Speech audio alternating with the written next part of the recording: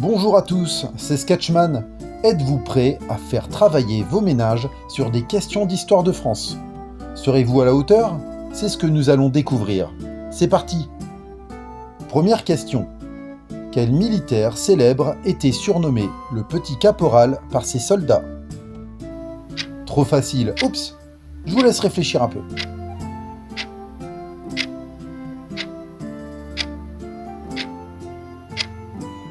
La réponse est Napoléon Ier.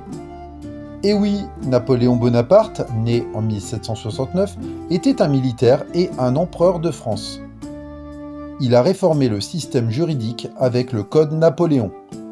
Il a également mené de nombreuses campagnes militaires en Europe. Il est mort en exil en 1821 sur l'île de Sainte-Hélène. Continuons avec la deuxième question. Quel est le premier vers de la Marseillaise? Je n'y crois pas, les questions sont trop faciles. Vous allez avoir tout bon.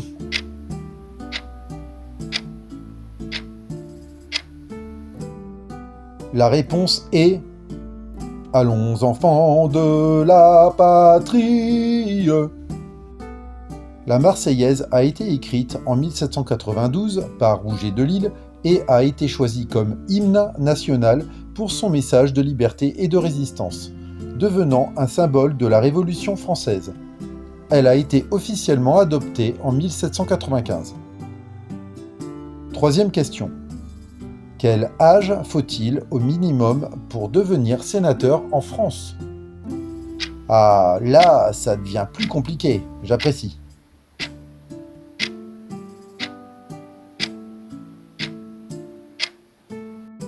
La réponse est 24 ans révolus. Pour info, un sénateur ou une sénatrice est un membre du Sénat, la chambre haute du Parlement français. Il ou elle est élu par un mandat de 6 ans. Il ou elle représente les collectivités territoriales et participe à l'élaboration des lois, au contrôle du gouvernement et à l'évaluation des politiques publiques. Allez, quatrième question. À quel siècle vécut le chevalier du Guesclin? Mais c'est qui celui-là? Je suis sûr que c'est un piège et qu'il n'a jamais existé. Malheureusement, si, il a existé. La réponse est au XIVe siècle.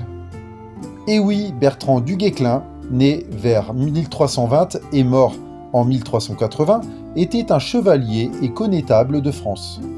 Originaire de Bretagne, il est célèbre pour ses exploits militaires durant la guerre de Cent Ans, notamment pour avoir repoussé les Anglais hors de France. Il est considéré comme un héros national pour son courage et sa loyauté envers le roi Charles V. Poursuivons. Cinquième question. Qu'est-ce que Charlemagne et Napoléon Ier étaient que Charles de Gaulle n'a jamais été? Vous allez vous rattraper sur cette question.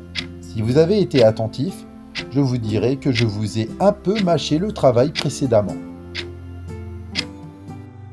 La réponse est être empereur.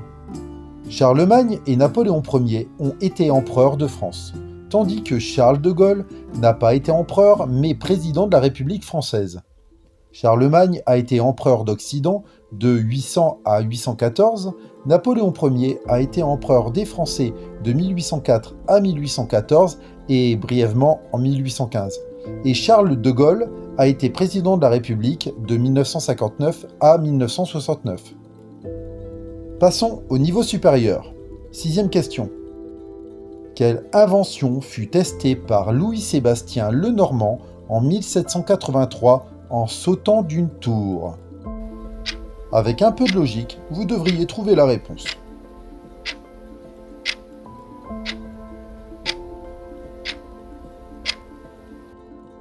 La réponse est le parachute.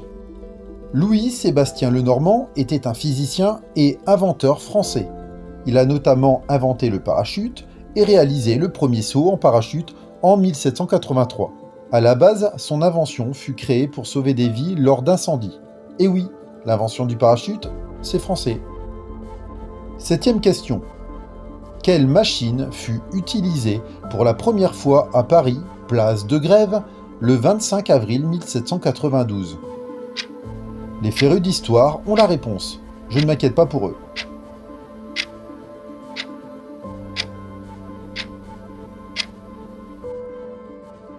La réponse est la guillotine. La guillotine a été inventée par le docteur Antoine Louis et a été réalisée par Tobias Schmidt. Elle a été introduite en 1792. Le docteur Joseph Ignace Guillotin l'a proposée pour rendre les exécutions plus humaines et égalitaires pendant la Révolution française. Louis XVI et Marie-Antoinette ont été tous les deux guillotinés en 1793, mais pas en même temps. Contrairement à certaines croyances populaires, la guillotine n'a pas été conçue pour des opérations médicales, mais spécifiquement pour les exécutions. Allons, continuons. 8e question. Quel impôt recevait l'Église sous l'Ancien Régime? Je connais la réponse, mais elle n'est pas évidente pour tout le monde. Je n'en dis pas plus. La réponse est la dîme. La dîme était un impôt religieux de 10% sur les produits agricoles, instauré sous le règne de Charlemagne au début du IXe siècle et fut aboli en 1789 lors de la Révolution française, dans le cadre de la suppression des privilèges et des droits seigneuriaux. Cet impôt servait pour financer l'entretien des paroisses et du clergé. Encore un petit effort, nous arrivons à la 9e question.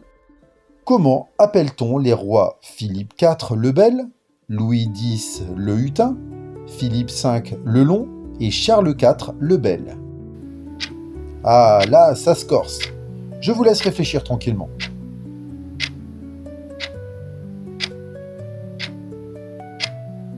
La réponse est les rois maudits. On appelle les derniers rois capétiens les rois maudits, à cause de la légende selon laquelle Jacques de Molay, le dernier grand maître des Templiers, aurait maudit le roi Philippe IV le Bel et ses descendants avant de mourir sur le bûcher en 1314. Cette malédiction aurait entraîné la chute de la dynastie capétienne. Philippe IV le Bel est mort en 1314 d'une maladie mystérieuse que les historiens n'ont pas pu identifier. Louis X le Hutin est mort en 1319, probablement empoisonné. Philippe V le Long est mort en 1322 des suites de fièvre et de dysenterie. Pour finir, Charles IV le Bel est mort en 1328 de cause incertaine. Dernière question, la numéro 10. Dans quelle ville fut assassiné le duc de Guise? Bon, pour cette dernière question, je vais vous aider. C'est en France. Ne me remerciez pas, trouvez la bonne réponse. La réponse est à Blois. Henri Ier de Guise était le chef de la Ligue catholique. Il a été une figure clé des guerres de religion en France et a participé au massacre de la Saint-Barthélemy en 1572. Il a aussi remporté des batailles contre les protestants.